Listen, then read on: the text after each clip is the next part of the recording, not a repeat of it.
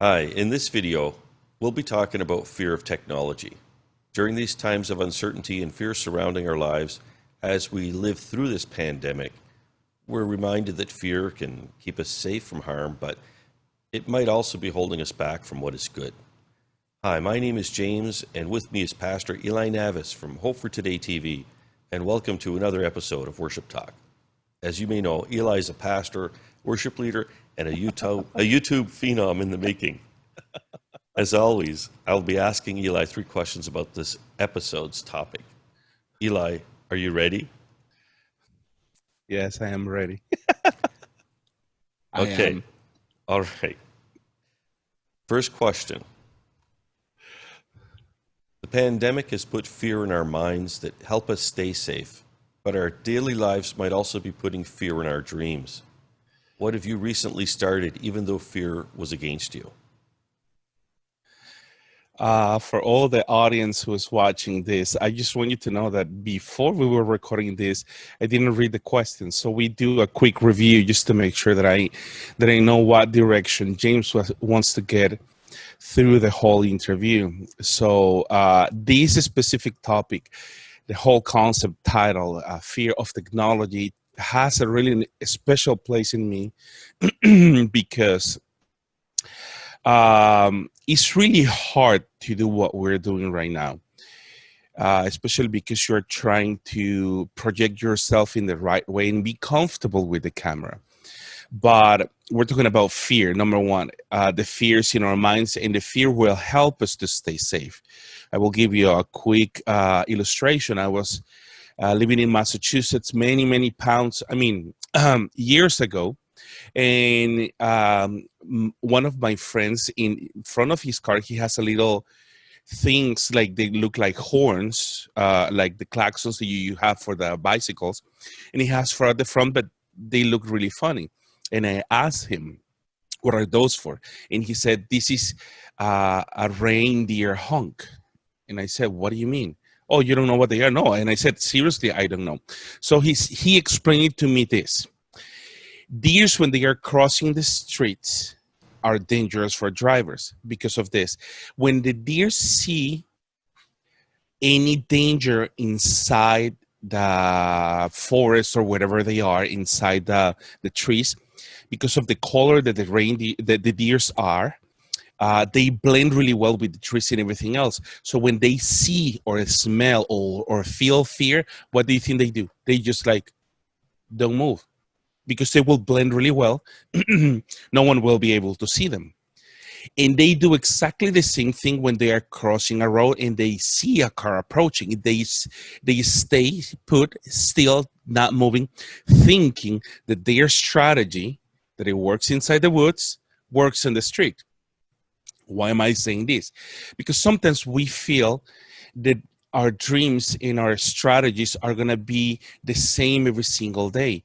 What we have in front of us is God's opportunities to reinvent ourselves, to reinvent our strategies, and try to use what we have in our hands, like technology, to reach out to those who need to hear our message, whatever it is. And I'm talking about influencers, I'm talking about pastors, I'm talking about like James, his company, putting it available all this information for you online. But the dreams that I have started recently are this one: trying to overcome fear. And basically, this is one of my dreams come true. Number one of the dreams was like try to find a way to work together with this guy over here, with James. And finally, we're doing it. But one of my dreams also was to work with one of my brothers. And he is a doctor. And he used to have a radio show back in El Salvador, in my country. Of course, you hear my accent, you know that I'm Latin American or Latino. So back in El Salvador, he has a radio show where he calls the shots. I mean, people calls by the phone and ask him questions, and he always answer the questions as a doctor because he has a lot of experience and a lot of knowledge. And I always dream to do something like that. So pretty soon I will be posting his testimony because, praise God, he overcame the virus, and he was in the hospital for 2 weeks. And thanks God, he's alive and he survived. And so after that, I said we have to do something together. And I just want to show you something really quick, okay? And this is the logo of my new show. Let me move away, okay? Nice, very nice logo. Medico Online. It's a doctor online, and what we do. Ah, got stuck into my green screen. So what we do is just like we selected the first series that we're doing is, of course, unfortunately we don't have it in English, but if you want to see the program, you can turn on your closed captures in YouTube and you can see the translation, because I have that ability in my YouTube channel. So what we do, or what we're starting to do, is like uh, the questions of the health questions that they are asked the most online. So we have all those questions, and that's our first series of questions. And we're having a really great time. So in the other one that I'm about to do is today, my wife finally agreed on being on camera beside me to start sharing my message in Hope for Today in my channel for in English part and in Spanish part too. So even though these things are happening, and even though these situations are affecting everyone, and don't take it wrong, I mean, there is strategy in my life still, because I don't have a job.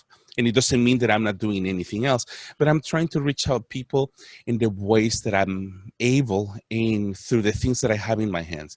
So God is a provider of dreams. God is a provider for all our needs, and He will help us. So my advice for you, and this is my personal testimony, because this is the reason why I said it's really personal, this set of questions. I'm not gonna die. I'm not gonna kill my dreams just because I lack of something that I used to have. Call that one a partner, call that one a company, call that one finances, call that one health. Anytime that you have contact with someone, or you are allowed to be exposed to someone else, just make sure that you share the message. There's people who needs to hear the message of hope. That's the reason why my channel is called Hope for Today TV, because I want you to hear the message of hope. So those are the two dreams that are coming through. And right now I have in this one, a doctor online. I have already 4 programs ready to rumble, ready to start, but I want to have 10 shows ready, because we're going to be putting 1 or 2 a week. And I just want to make sure that I'm in ahead of time playing in the game, because I know that it will be a complete success, because there are going to be questions like, how long lasts the flu? What about the virus of the pandemic? What is the a lot of questions. I don't remember all of them, but that's what I'm doing right now, bringing my dreams to come true. And so I'm actually going to go straight into the next question, because I think it's, what I would say would be basically tied with that. And so some pastors and team leaders may fear beginning a new ministry, such as online services or live streaming. Is there something you'd like to share with them? I have something to share with you regarding this. I tried to run away from ministry 1,000 times. I mean, symbolically, not 1,000 times. But I didn't want to be a pastor. And listen, I don't like to be a pastor, but God called me, and I have a higher calling and a higher purpose in my life that is trying to help people with the message of hope that God has through the message of Jesus Christ dying in the cross for us. And that message brought me back several times when I ran away from ministry, like several times. But when I was called to ministry, I remember that I was walking back home. I was 14 years old, and I was still as beautiful as I am and handsome, believe it or not. And I was walking back and I was praying to God. At 14, I was trying to figure out what to do and what to be in life. And I felt that, that still small voice in your heart. And I felt that God was calling me, and He said, I want you to continue your family's ministry because all my family are pastors. And I said, yeah, but I'm not ready. I have nothing to offer you. And then God asked me, what do you have in your hands? And I said, let me do, okay, I have 2 jeans and 4 t-shirts. That's the only thing that I can give you. And he said, okay, give it to me and I will take care of you. And that has been my adventure since literally 26, 28 years ago. I'm 42 right now. And in that simple story is based on Exodus 3, 9 to 11. It says like this in the New Living Translation. Look, says God to Moses, look, the cry of my people of Israel has reached me, and I have seen how harshly the Egyptians abused them. Now go, for I am sending you to Pharaoh. That's his mission. His mission was to go to Pharaoh. You must lead my people Israel out of Egypt. That was the plan. You will go to Pharaoh and you will bring Israel out of Egypt. But Moses protested to God and says, who am I to appear before Pharaoh? Who am I to lead the people of Israel out of Egypt? And listen, it's really hard to see your face in the camera. And I'm telling you, I don't like to see my face in the camera. I've been working with cameras and all this stuff since almost 2 years in my former church that I was the one that has to let me go because of the virus, and I have to gain experience in those things, and I don't like to hear myself recorded, not singing, not my voice, because I feel uncomfortable. But I have to overcome that fear because of the higher calling that I have. So let me ask you that are watching me, yeah, you over there, a question. I mean, is your insecurities and your fear bigger than God's plan? So God will use someone else. And that's something that I asked God several times. That's the reason why I said I ran away from ministry um, several times, and I'm back because He wants me to be here, and I'm happy with what I'm doing. Because when God calls you, listen, He will provide you. And that's through the whole Bible. When God calls you, He will provide you. Someone needs to hear that one again. When God calls you, He will provide you all the resources. And then, how do I know that one? Because of this. In chapter 4, Moses replied to God, and it says Moses was talking to God again. What if Israel won't believe me or listen to me? What if they say the Lord never appeared to you and you're crazy? And then this is the question that changed my life. And I'm not kidding. The Lord then asked to Moses, what is in your hand? When God called me, I just got 2 pair of jeans and 4 t-shirts. And here I am. And those what ifs are what has been holding us back for many years, I'd say. I know there's a number of things in my life where it's what if this, what if that, what if, and what if always ends up to delay whatever it is I'm doing, in some cases even stopping me from doing something. And where I've had success is where even though there was a what if, I said, what if not? Yes. What if I don't? And so I turned it around and I just trusted. I mean, I felt like God had been calling me to do certain things, and I just did it. And it's like whatever success that I've had, it's been based on action, and whatever failure I've had, it's been either most of the time it's been because I haven't acted. And so, and you know what? As James and me, we have a lot of excuses. Like, I'm 42. I can say, God, I'm too old. Remember, when Moses went out of Egypt, he was 40. When he went back to Egypt, he was 80. And when he faced the doors of that promised land, he was 120. That's biblical. Look for it. And you will make the math and you will be like, listen, there's never late. If you're retired and you're looking for something to do, listen, in your case, if you're retired, bless you. God bless you and serve God. In my case, I gave God my life when I was 14 to work for him. I never partied because I never had the time to go and party and drink and do anything. I grew up in church my whole life because I dedicated my life. So everything that I do is because of God, and I'm thankful for that. And it's the same thing that we do with my wife and my kids, serve God the best way possible. And we have seen God's hand providing, number one, and number two, providing to our home in any regards, in any of the things that we need. So listen to me carefully. You need to start believing what God believes in you. You need to start looking at you as the same way that God sees you as what it is.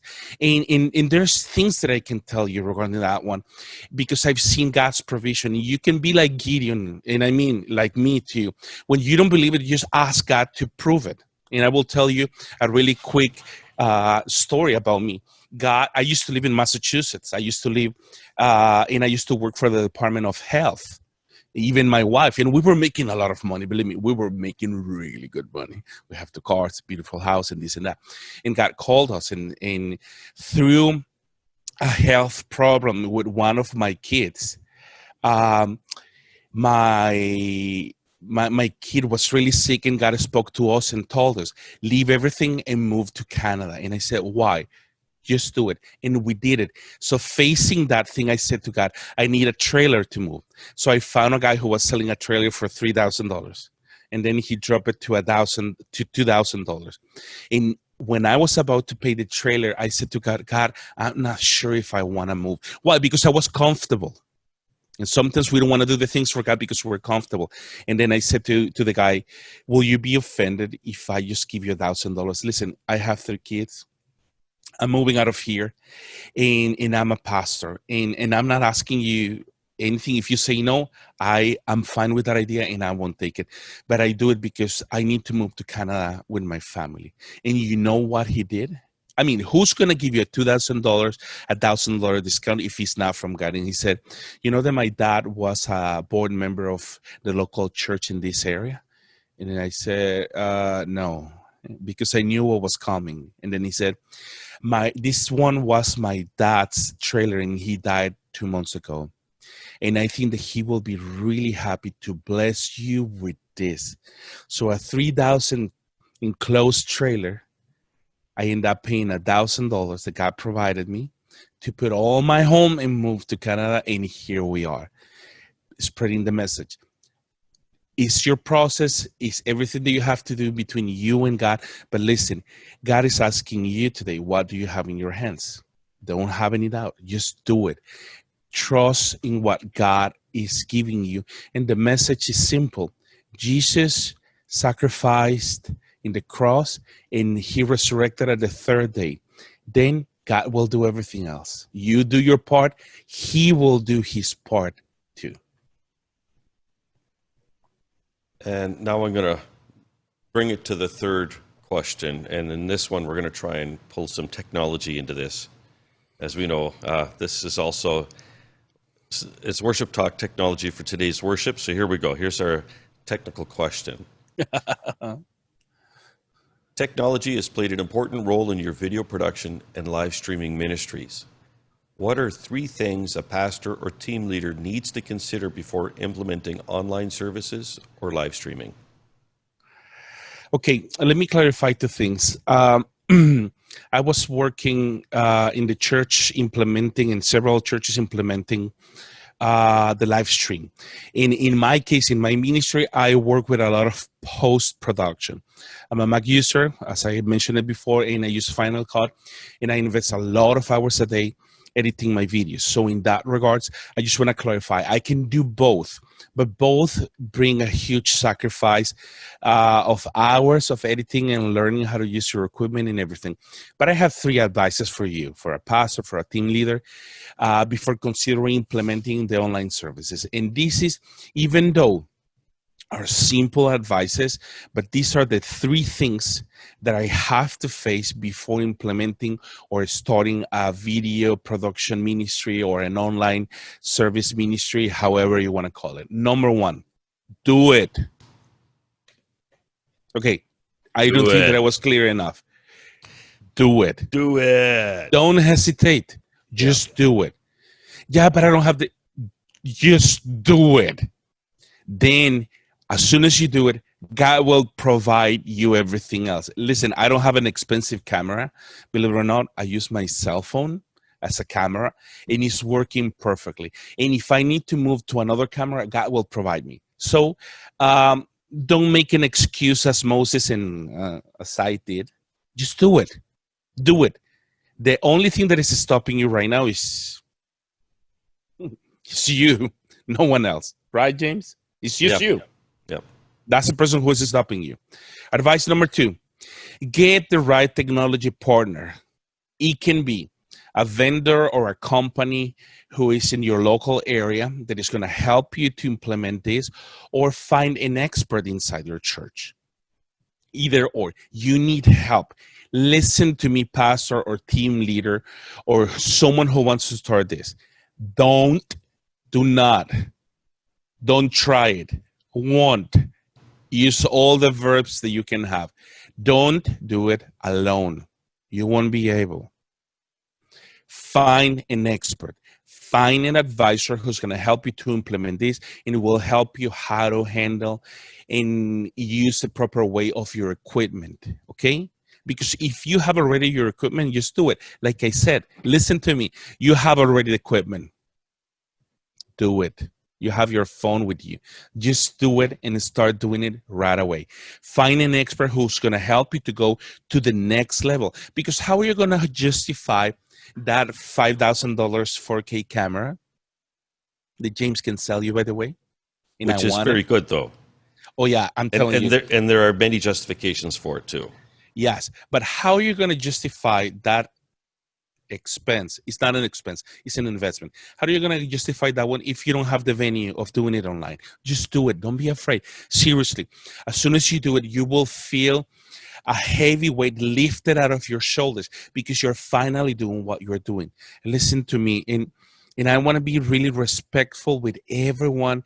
And I say respectful because I know generations. I grew up in a really traditional home, and my parents, my dad is 80, my mom is 74, and they still struggle with technology. But listen to me, just do it. Find a partner who's going to help you.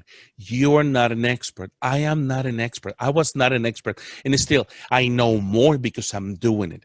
And as soon as you do it, you will find a way to ask for help and go to the next level. And then when you're there, you will be on the next level and God will provide you and help you. And my last advice is this one: don't buy equipment, invest in technology. Right now, you just need a tripod, your phone, and make sure that you use a microphone. Go to any online store and buy a good microphone, wired microphone, or even people is using their, because I have an iPhone, their AirPods. I don't like it personally. That's my personal taste. But just try to find the right equipment that is going to be adjustable for your need. Whatever you need, just you need a tripod, put your phone, set up the microphone, and put it. I've seen a guy, I did an interview to a guy in my country, El Salvador, and he's just literally doing this. He's just like his phone, a little music stand in the Bible, and he has at least 350 views per service. He has a service on Wednesday night and on Sunday night.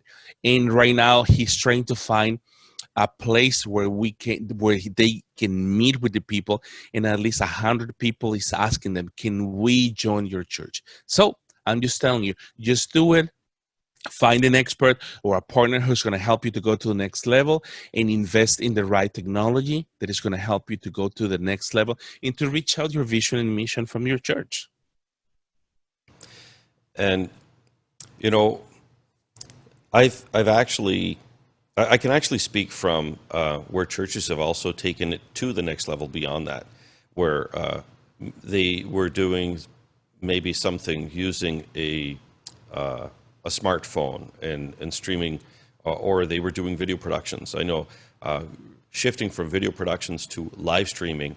I've had one minister say to me, it just saved so much time because all of the editing was gone. It was just a matter now of making the service live, and it was quite simple to log into YouTube because that was the platform they were using. Start a new stream, turn on the camera. It would, in this particular case, the camera streamed directly to the YouTube platform. Yep. And then afterwards, when they were done their service, they just shut off the camera stream and went into the YouTube and entered their information for that particular service, and did whatever editing within the YouTube platform that they wanted to do.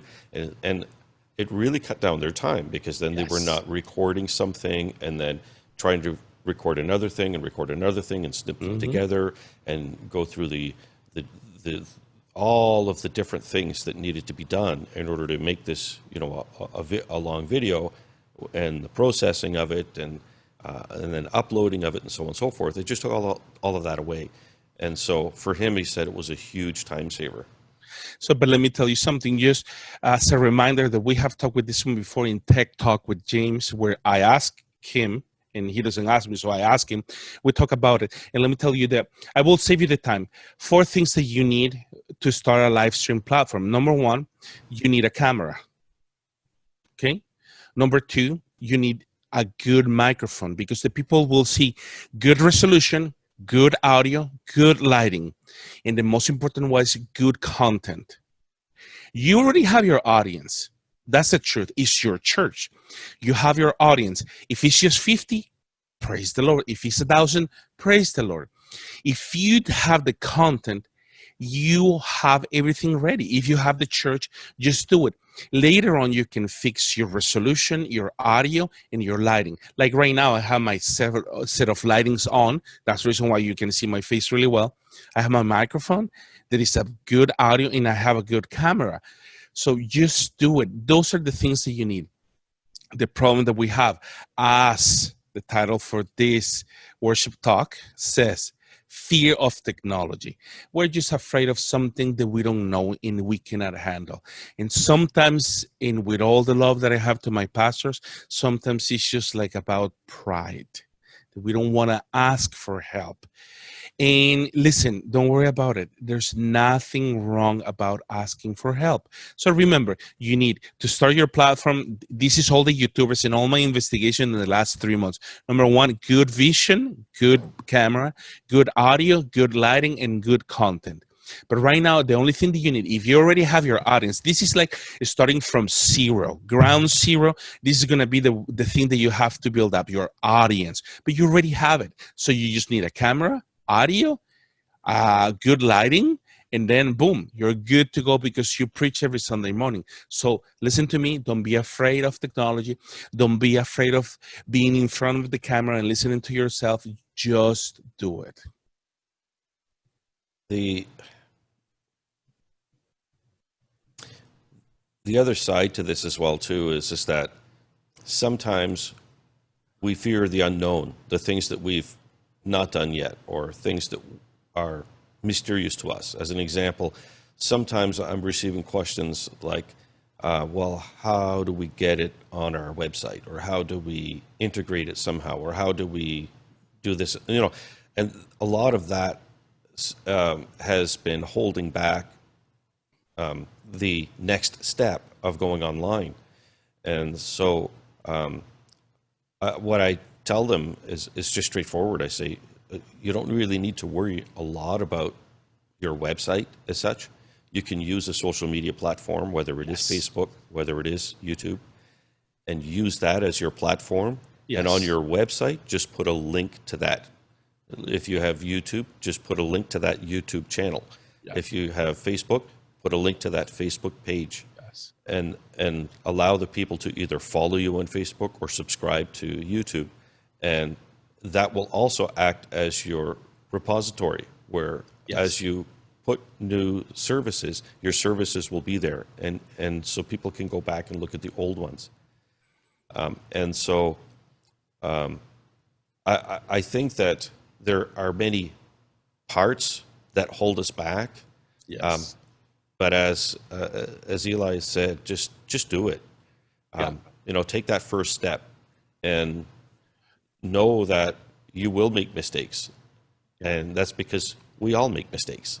Yes. And the first service will probably be a little rough, or the second one, or the third, Yes. and that's fine. The congregation will understand. They will not leave the church because of that. No, no one will leave the church because of that. No. And I will tell you, if you go back, James, by example, and you see the first video that we did together, you will see that everybody's just like, "Hi, everybody. My name is Eli, and I'm a pastor." Hi. And you will see how uncomfortable we were with the camera. And right now you can see that we're just dancing. We're just like, "Hey, James," and all this stuff, But listen, even if you go back to my first video, you will be that I'm like, "Hi, everyone. Welcome to Hope for Today TV. I'm so happy to see you here." And the thing is this one, as we said it's just like, don't worry about the implementation in between the camera and this.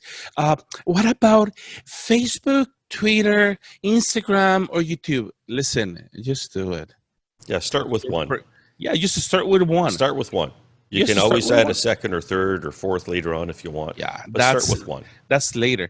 But that's when you are at that level that you're forced to. In my case, I'm not interested on Facebook. I'm doing it using YouTube because my niche of market, I wanted to go to YouTube.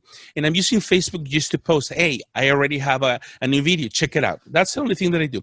That's what I do too. Do it. Yeah, exactly. That's what we do together, because when he has a new video, I post it. When I have a new video, he posts it. And that's the partnership that you can have with someone else. Partner with people that is going to help you. And remember, just do it. Just do it.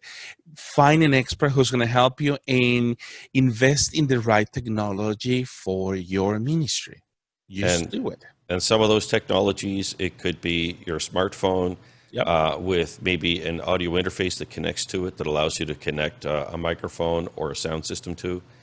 It could be that you're taking a step forward in using some kind of camcorder, even if it's a residential one, and maybe using a box that allows you to convert that into a signal that goes to a laptop, and then you, from your laptop, do your stream, and you also use your sound system connection to your laptop, either directly into like a little microphone input if you have, or through a digital interface box that allows you to interface your mixer into your computer, or even if you have a digital mixer and it has a connection to connect directly. So there are different ways you can do that and start.